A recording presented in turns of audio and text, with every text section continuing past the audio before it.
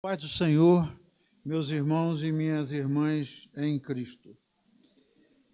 Que coisa linda, não é? Como é que o Espírito Santo de Deus faz toda a orquestração, colocando as coisas nos seus devidos lugares.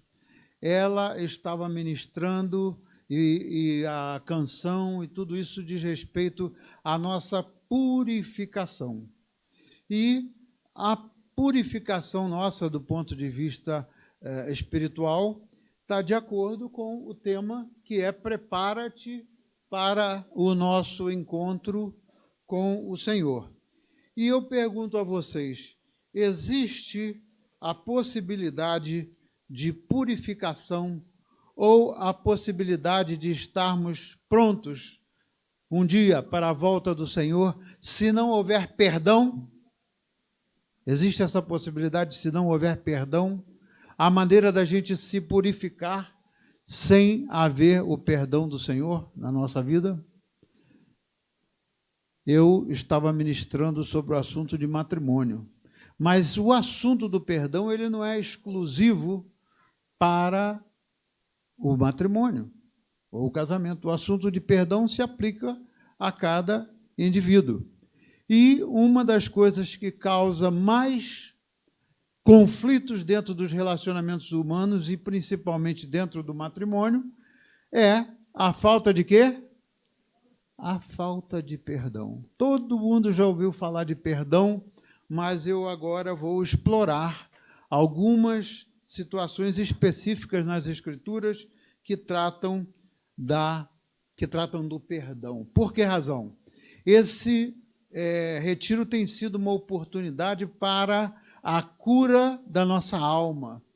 E esse tema, hoje à noite, na presença do Senhor, nós temos uma oportunidade mais de buscarmos a cura da nossa alma com o perdão. E o que é preciso para que a gente conceda o perdão ou receba o perdão da parte de Deus? Tem alguma coisa que é necessária para a gente receber o perdão dos nossos pecados da parte de Deus? O que é? Pode haver perdão sem arrependimento?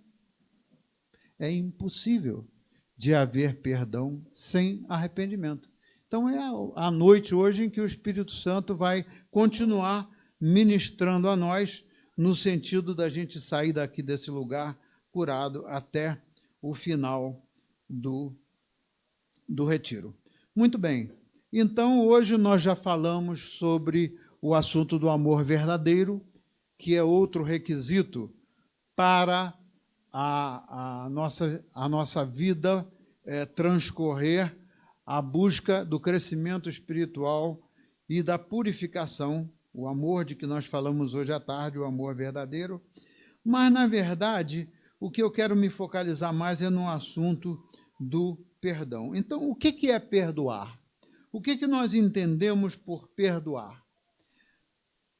Quando alguém tem uma dívida para conosco e a gente resolve perdoar aquela dívida, o que representa perdoar uma dívida? É só receber o dinheiro que a pessoa deve a nós ou o perdão significa da gente abrir mão de receber aquilo que a gente tem para perdoar a pessoa? O perdão verdadeiro é abrir mão do direito que a gente tem de reivindicar aquilo que a gente tem direito. Então, eu quero começar tratando da parábola do credor compassivo e que nós vamos encontrar no Evangelho de Jesus segundo Mateus, capítulo número 18, dos versículos 21 até o 35. Vamos orar para pedir ao Senhor que abra a nossa mente e o nosso coração. Amém? Amém? Senhor, nós te pedimos, em nome de Jesus, que o Senhor abra a nossa mente, que o Senhor abra o nosso coração, para que o Senhor, Espírito Santo de Deus, que aqui está presente, cure a nossa alma, cure a enfermidade da nossa alma provocada pela falta de perdão. Assim nós oramos, Senhor, e eu te peço em nome de Jesus que o Senhor me ajude a transmitir, pelo poder do seu Santo Espírito, a mensagem que o Senhor me incumbiu de transmitir à igreja essa noite. Assim agradecemos no nome de nosso Senhor Jesus Cristo, e o povo de Deus pode dizer? Amém. Amém. Muito bem. Aqui, no contexto do capítulo 18 do Evangelho de Jesus segundo Mateus, primeiramente ele estava tratando de como é que se deve tratar um irmão culpado, como se deve tratar uma pessoa culpada. Depois ele vai, num outro subtítulo, ele vai tratar de quantas vezes se deve perdoar. E depois, então, entrar na parábola do credor incompassivo. E aí a palavra diz assim, a partir do versículo número 21. Então Pedro, aproximando-se, lhe perguntou: Senhor, até quantas vezes meu irmão pecará contra mim, que eu lhe perdoe? Até 7 vezes? Pedro perguntou. E respondeu-lhe o Senhor Jesus: Não te digo que até 7 vezes, mas o quê? Até 70 vezes 7. E aí ele começa a falar de uma situação prática, uma lição para nós essa noite, uma lição de vida, para que nós possamos entender que o perdão leva a uma consequência, mas que a falta de perdão leva a uma outra consequência muito triste na vida da pessoa. Então diz assim, o Senhor disse assim para ele: Por isso, tratando do assunto de quantas vezes perdoar, o Senhor diz: Por isso, o reino dos céus é semelhante a quê? A um rei que resolveu o quê? Ajustar contas com os seus servos. Então, veja o reino de Deus como se parece.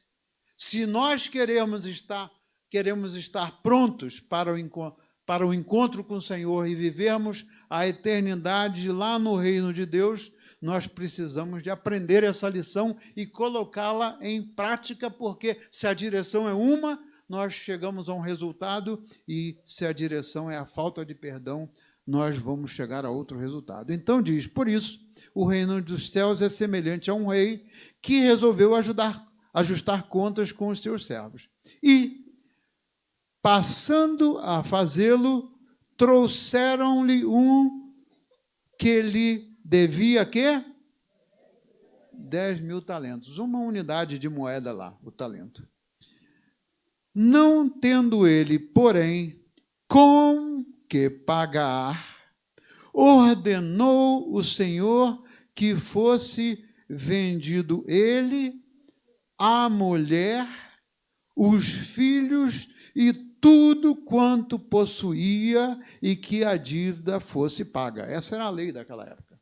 Então, a pessoa, para pagar ao devedor aquilo que devia, se não pagasse, ele teria que ser vendido, a mulher, os filhos e tudo quanto possuía. Você imagina que lei severa. Aí, então, no versículo 26, diz assim: Então, o servo, prostrando-se reverente, rogou o quê? Sê paciente comigo, e tudo te pagarei. E o versículo 27 continua o Senhor dizendo o seguinte: E o Senhor daquele servo, compadecendo-se, guardem bem esta palavra, compadecendo-se, que é uma característica do Senhor. Aqui falava de o Senhor de um servo, porque o S aqui está com letra minúscula, não está falando do Senhor Jesus Cristo, mas é uma exemplificação do que se passa no reino de Deus. Então, o servo, prostrando-se reverentemente, rogou: sê paciente comigo e tudo te pagarei. E o senhor daquele servo, compadecendo-se, ou seja, a compaixão é um requisito deste processo. Compadecendo-se, mandou-o embora e perdoou-lhe o quê? Perdoou-lhe a dívida. Até aí a história está muito bonita.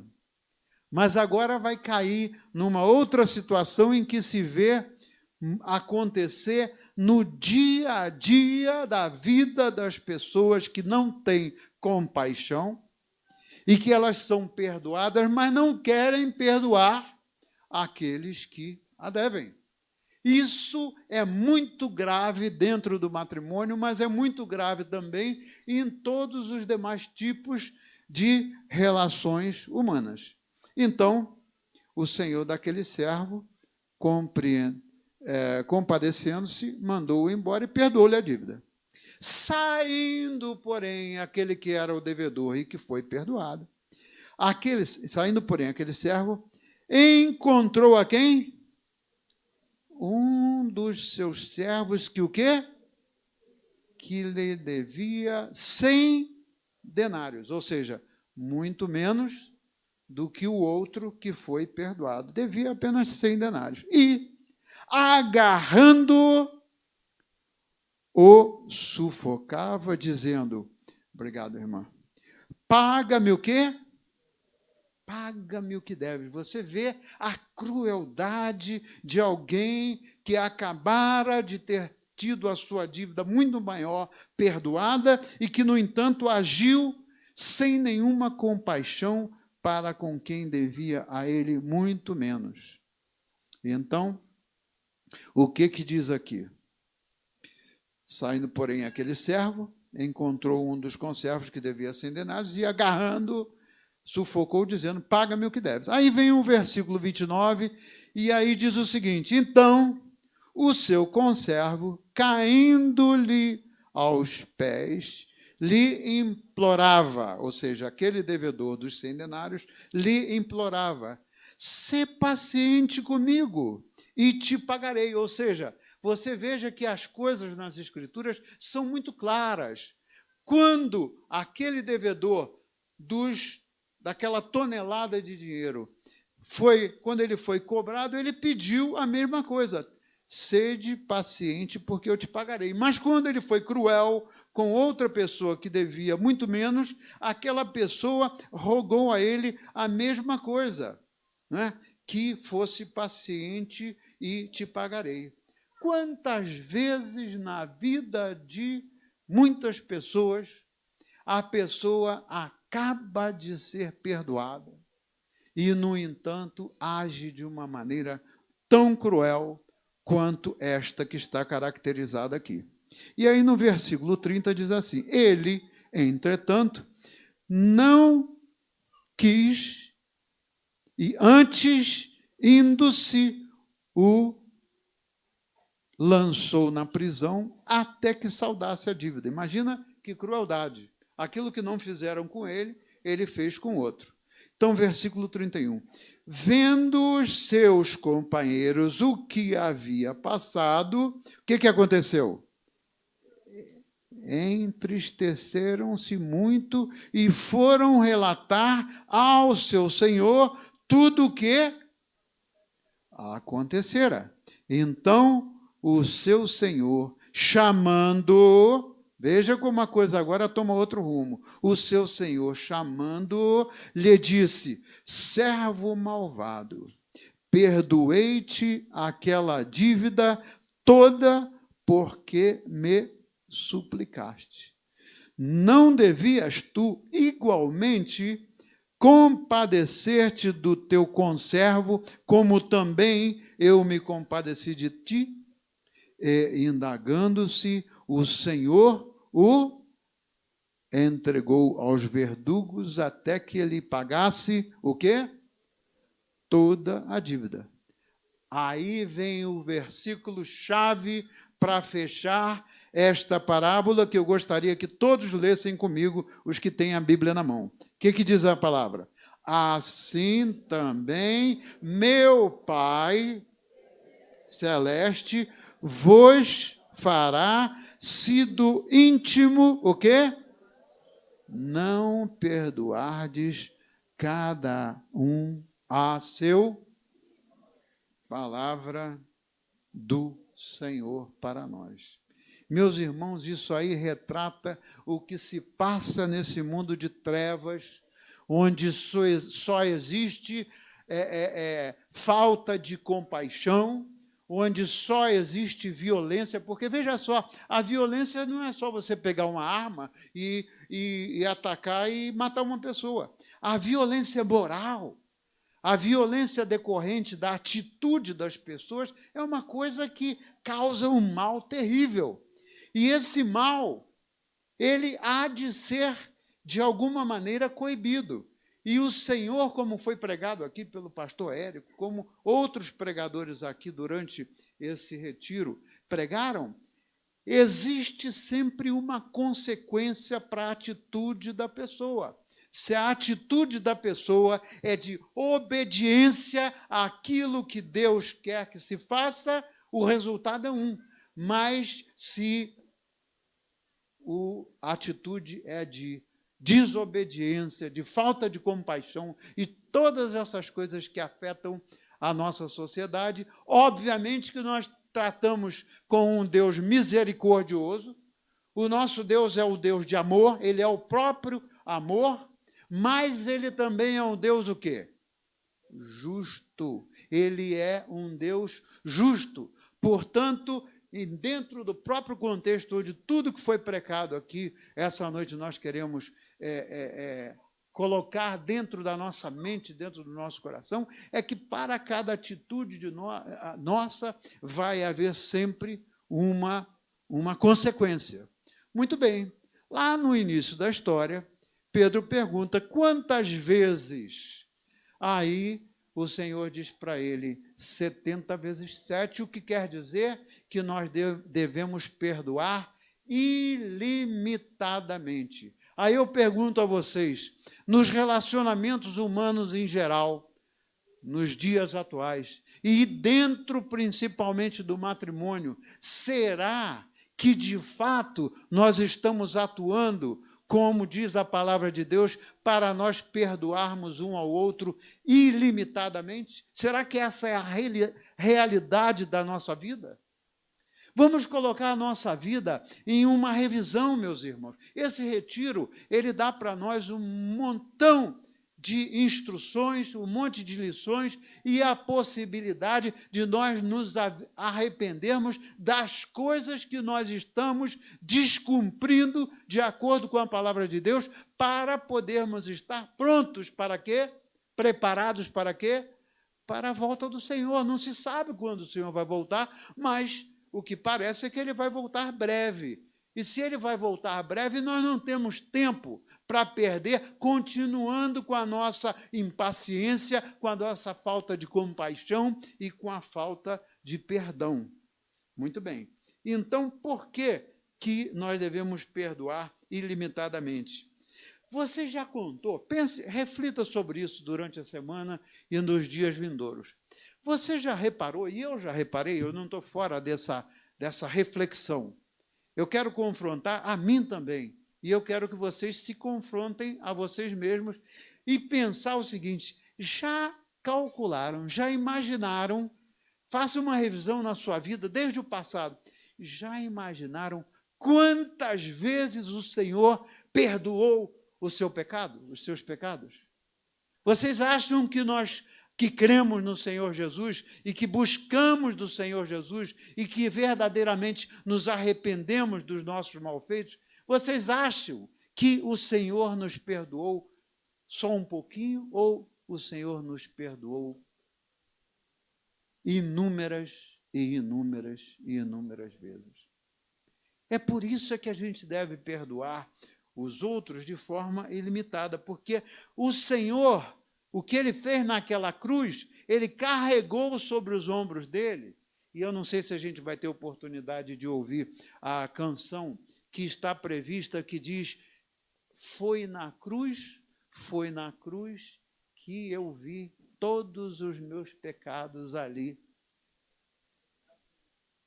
Né? Então, veja só, veja que o sacrifício de Jesus Cristo, se nós não obedecermos e não procurarmos agir da forma que Jesus Cristo agiu, será que nós estamos honrando e glorificando a Deus com a nossa vida, ou nós estamos fazendo do sacrifício de Jesus alguma coisa em vão? Pensa bem nisso. Nós não queremos fazer com que o sacrifício do Senhor seja em vão se a gente não tomar essas coisas muito a sério e se a gente não pensar nisso que essa palavra, que essa parábola fala. Nós precisamos de ter uma consciência das consequências da destinação final nossa, que pode ser uma ou que pode ser outra, na medida em que nós honramos o sacrifício que Jesus fez naquela cruz. E quantos milhões de pessoas não fazem caso, não querem saber e até conhecem, de ouvirem a palavra de Deus, conhecem o que Jesus Cristo fez na cruz. Mas será que o que Jesus Cristo fez naquela cruz por nós foi alguma coisa pequena? Ou será que aquele sacrifício, ele veio aqui para fazer um turismo, para ser sacrificado? Coloquemo-nos na frente de Jesus Cristo, a ver o que ele fez e quanto ele sofreu e carregou sobre os ombros dele o nosso pecado. Será que isso representa algo que nós valorizamos, ou será que, de fato, a gente não valoriza isso? É algo muito grande, meus irmãos. Nós não podemos perder mais tempo, como já tem se falado várias vezes, e nós precisamos de tomar a vida a sério, tomar a palavra de Deus a sério, de maneira que a nossa vida não seja uma vida que não glorifique a Deus. Então, o Senhor não nos deixa de perdoar sempre que nós nos arrependemos. E, no entanto, tem muita gente que entende falar de perdão, mas não se dá conta de que é preciso de se arrepender. Vocês se lembram daquilo que Jesus Cristo falou para a mulher pecadora, que eles queriam apedrejar aquela mulher? E Jesus Cristo, no final das contas, os confrontou e cada um, por sua vez, foi saindo, porque todos eles tinham pecado. A palavra de Deus diz que todos, não diz que um, nem dois, nem três, todos pecaram e carecem de quê? Da misericórdia do Senhor. No final da conversa de Jesus com aquela mulher, o que ele disse? Ide e não peques mais. Você sabe o que acontece com o ser humano que se diz cristão, ou até mesmo que não se diz cristão, mas pior ainda para o que se diz cristão, que ele vai lá na igreja, ele ouve a palavra de Deus, a cada domingo ele pede perdão ao Senhor, não é? Mas que ele vira um cínico porque ele continua fazendo aquilo que sempre fez. Isso é uma coisa muito séria. Jesus Cristo veio para nos transformar. O sacrifício e a vinda e a mensagem dele é para nos transformar. Se nós queremos, como diz aquela música aí, não sei nem de um desses loucos aí que diz que eu nasci assim, vou viver assim ou vou morrer assim, não sei. Tem uma música aí de um louco desses aí, não é? Que diz: nasci assim, vou viver assim, vou morrer assim. Se nós quisermos continuar a fazer as mesmas coisas que nós fizemos durante toda a vida, a consequência final é que a gente vai morrer, mas vai para uma destinação que é a do lago de fogo do inferno, e a gente não vai como uma alma voando, não, porque todos vão ressuscitar no dia do Senhor, e aqueles que ressuscitarem, mas morreram e não entregaram a sua vida para Cristo, eles vão estar com um corpo lá queimando no inferno durante toda a eternidade. Então, a gente tem que tomar essas coisas muito a sério. Então, a falta de perdão é algo muito sério. Então, o que acontece? As consequências da falta de perdão quais são? você vê pessoas que elas ficam doentes. Doentes fisicamente falando, não só emocionalmente ou doença da alma, mas pessoas que, por cultivarem o ódio, elas acabam ficando doentes e muitos têm um infarto do coração ou têm um câncer ou têm qualquer que seja a doença, como consequência de quê? De uma vida amarga, de uma vida separada do Senhor e que levou aquela vida de tal maneira que chega um momento em que a doença da alma ela acaba afetando o corpo e a pessoa nem se dá conta. Quanta tristeza de ver pessoas que estão enfrentando doenças e que não se dão conta de que aquela doença ela não veio do nada, ela foi provocada porque ela vem como resultado de algo espiritual ou de algo emocional. Então, as doenças físicas e doenças mentais. Você sabe que eu já tive a oportunidade de conhecer pessoas com doenças mentais, que se você for futucar a vida direitinho daquela pessoa, ele ou ela teve uma doença mental por conta do problema de afastamento de Deus e de falta de perdão. E um dia desses aí, eu não me lembro se a gente abordou isso no nosso programa, né, na rádio, mas eu creio que sim. Mas, pelo menos, toda vez que eu tenho oportunidade de falar disso, eu descobri uma coisa nessas leituras, inclusive ao ver o contexto das Escrituras, que tem pessoas cujo ódio se torna um vício. Você conhece alguma pessoa que só vive com ódio? Amanhece amargo e com ódio, o ódio de nada, aparentemente, de nada. Amanhece, anoitece, entra outro dia, sai outro dia, podem os seus familiares estarem ali tratando aquela pessoa com muito amor ou até com muito carinho, mas aquele ódio virou um vício. Eu jamais podia imaginar, e eu aprendi que o ódio é um dos vícios que o ser humano sofre. Então, o que acontece? Essa pessoa... Olha, o meu pai, antes dele morrer, ele fez uma operação, depois durou muito tempo ainda antes de morrer. Mas eu naquela época, fiquei um mês com meu pai, todo dia eu ia ao hospital até que ele se recuperasse. Tinha um homem que ele ficava perto da janela, naquela enfermaria ali que tinha um monte de gente. Aquele homem, ele estava para morrer, ele estava com uma doença terminal. Sabe o que acontecia? Aquele homem dava chute no médico ou na enfermeira. Ele tinha que ficar amarrado no leito porque o homem tinha tanto ódio. Ele cuspia no rosto das pessoas que vinham tratar dele. Você já imaginou a que ponto leva a situação de uma pessoa que já está por morrer e, no entanto, não continua a resistir à graça de Deus e trata os outros dessa forma? Você já imaginou você ver um médico, uma enfermeira que está ali se dedicando, está querendo ver se a pessoa se dá o tratamento melhor para a pessoa e a pessoa está tratando desse jeito? Não é um nem dois, não. Eu vi aquele homem porque eu ia no hospital todo dia ver o meu pai. Mas tem muitas pessoas dessa natureza. Tem muitas pessoas que só vivem cheias de ódio. Então, só existe uma maneira. Essas são as consequências da falta de perdão, né? O ódio, mas tem alguma coisa muito importante que eu quero abordar com vocês no mesmo Evangelho de Jesus segundo Mateus, capítulo 6, versículos 12, 14 e 15. Mateus, capítulo 6, para nós colocarmos as coisas juntas, de maneira a sairmos daqui com a consciência muito clara de que nós precisamos da misericórdia de Deus e da cura do Senhor. Então, o versículo 12, lá o Senhor estava explicando a oração que ele nos ensinou. Lá, começando no versículo 9, né, ele disse sobre a oração, o Senhor ensinou como é que devíamos orar a oração do Pai Nosso. Mas eu não vou ler a oração do Pai Nosso toda, porque eu quero focalizar só nos versículos 12,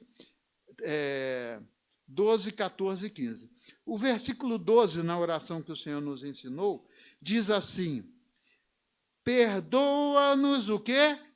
As nossas dívidas, assim como nós temos perdoado aos nossos devedores. A equação de Deus é essa.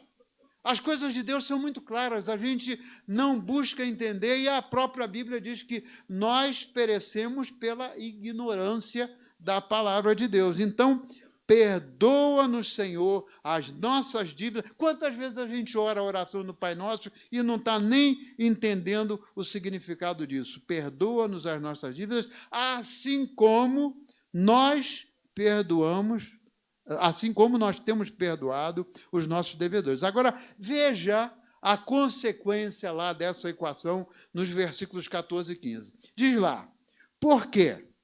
Porque se perdoardes aos homens as suas ofensas, também o quê? O vosso Pai Celeste vos perdoará. Se, porém, olha a outra situação, se, porém, não perdoardes aos homens as suas ofensas, o que está escrito lá? Tampouco vosso Pai vos perdoará as vossas ofensas. Está muito clara a situação. Então, a consequência da falta do perdão é muito séria. Muito bem. Então, só se pode pensar em entrar no reino de Deus, não é? Se a gente buscar obedecer tudo isso que o Senhor deixou escrito. E eu falei, eu acho que foi no sábado, deve ter pessoas aqui que não estavam no sábado, e eu quero recordar uma outra coisa. Veja só, o Senhor Jesus veio, sem falar do Antigo Testamento, mas o Senhor Jesus veio há mais ou menos 2000 anos. Faz 2000 e poucos anos que Jesus deixou tudo isso muito claro, e em lugar da humanidade estar procurando buscar o caminho do reino, a humanidade está cada vez mais o quê? Se enfiando num buraco, porque o pecado, ele produz resultado negativo entre a pessoa que o pratica, entre os que estão em volta, dentro da comunidade e no mundo, como está aí. Então, isso tudo é o que o pastor Érico insistiu, e a gente tem que tomar muito em conta, porque a desobediência, e nós não temos tempo para continuar na desobediência, ela leva a uma consequência muito séria. Então, o que acontece aí na prática é que a gente precisa realmente de ver, porque quantos milhões de pessoas já passaram por esse mundo depois de Jesus Cristo, e o destino final delas foi aonde? Se o mundo procurasse obedecer à palavra do Senhor, não teria tanta gente que morre aí e vai para o inferno. Então, há algumas perguntas que eu gostaria de colocar para a nossa reflexão. Vocês sabem, ou nós sabemos, ou nós procuramos saber a fundo, quais são os danos da falta de perdão? Será que nós avaliamos quais são os danos da falta de perdão? Olha, meus irmãos, tem uma porção de passagens na Bíblia. É óbvio que eu não vou tomar tempo para abordar todas elas, mas vocês podem buscar a ver as consequências da falta de perdão. Quais são? Em Mateus e também em Marcos, está lá escrito em Mateus 5 e em Marcos 11, diz lá o seguinte: uma das consequências da falta de perdão, somos impedidos de receber o quê? As promessas de Deus. A falta de perdão obstrui o caminho para nós recebermos as promessas de Deus. Segunda, das dezenas e dezenas de consequências, nós ficamos à mercê do ataque de demônios, não é? Conforme está escrito em Mateus capítulo 18.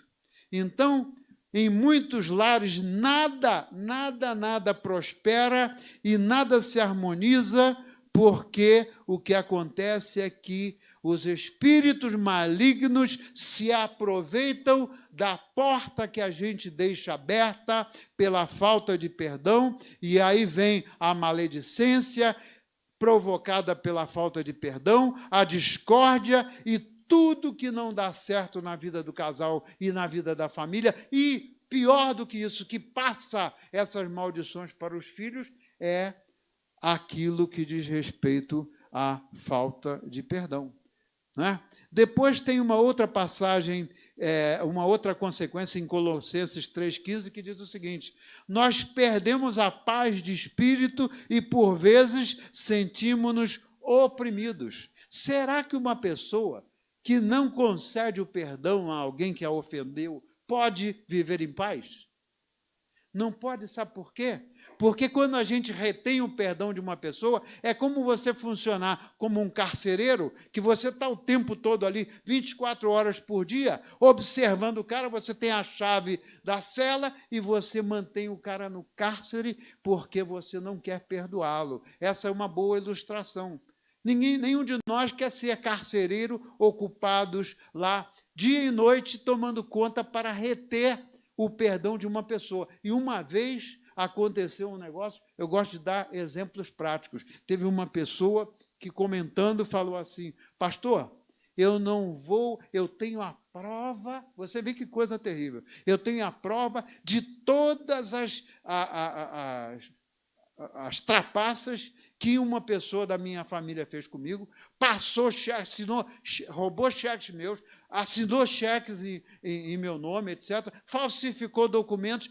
Agora eu vou te dizer, pastor, eu não perdoo. Sabe por quê? Porque aquela pessoa me causou um mal muito grande. Então, sabe o que eu faço? Eu guardo aqueles documentos muito bem guardados, porque se um dia ele vier me dizer qualquer coisa, eu tenho a prova do que ele fez. Será que é uma boa você fazer isso? Eu disse: meu irmão, faça o seguinte, queime essas provas, porque você está exercendo uma atitude que é a de não só não conceder perdão, mas querer se municiar e se preparar para um dia fazer uma revanche e ainda cobrar aquilo que a pessoa fez de mal com você. Isso aí não tem nada a ver com a palavra de Deus. É uma atitude horrível.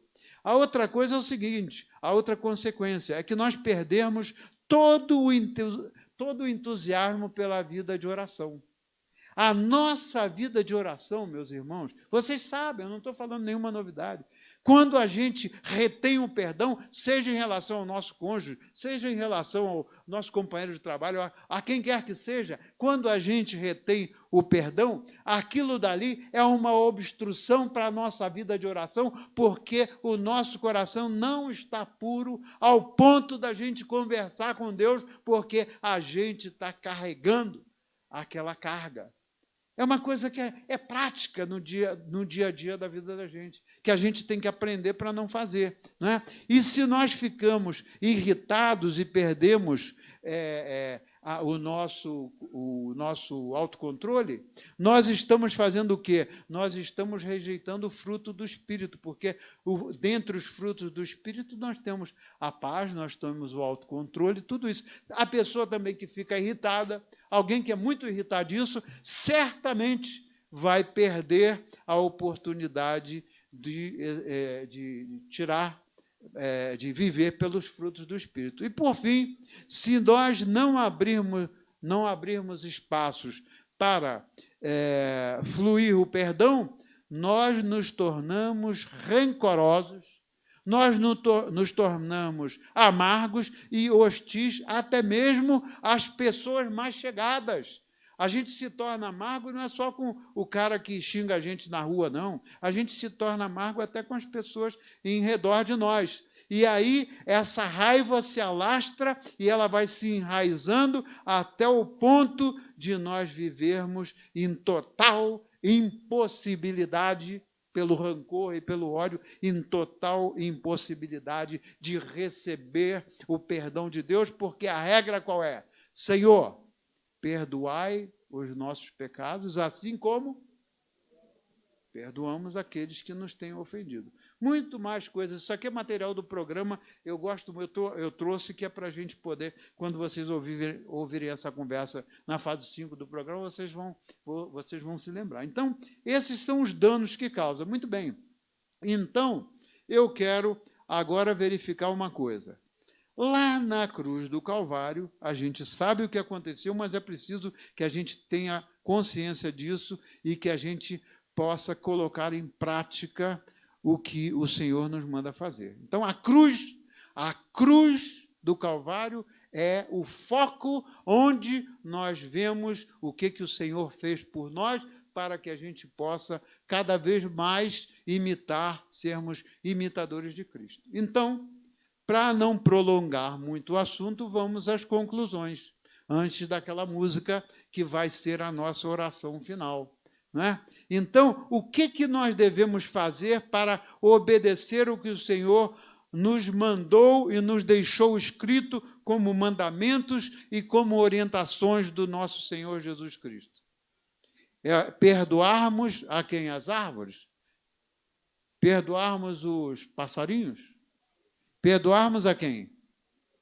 Perdoarmos aquelas pessoas que nos ofenderam. E hoje, e se não hoje, amanhã, o mais depressa que possível, a oportunidade que nós temos é falar com o nosso cônjuge e pedir perdão por aquelas ofensas que nós praticamos, porque o Espírito Santo de Deus vai trazer à superfície da nossa mente aquilo que precisa de nós nos rendermos ao Senhor e, com humildade, pedir perdão ao Senhor, mas pedir perdão àquela pessoa que a gente ofendeu. Aí pode chegar alguém e dizer assim: escuta, pastor, mas o meu pai e a minha mãe, eu me lembro de um negócio que eu fiz quando eu era, há muito tempo atrás, e que eu ofendi a minha mãe, mas a minha mãe não mora aqui, a minha mãe mora lá na China.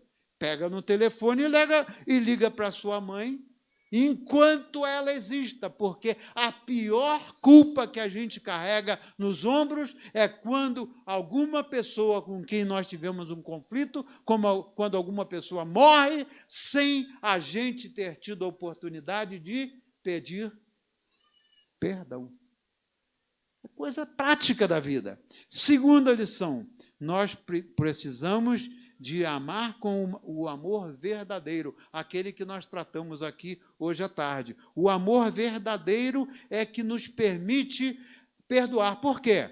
Porque o amor verdadeiro é aquele que flui de Deus para nós e se espalha de nós para as outras pessoas. Então, não há possibilidade de perdão, a menos que a gente pratique o amor verdadeiro.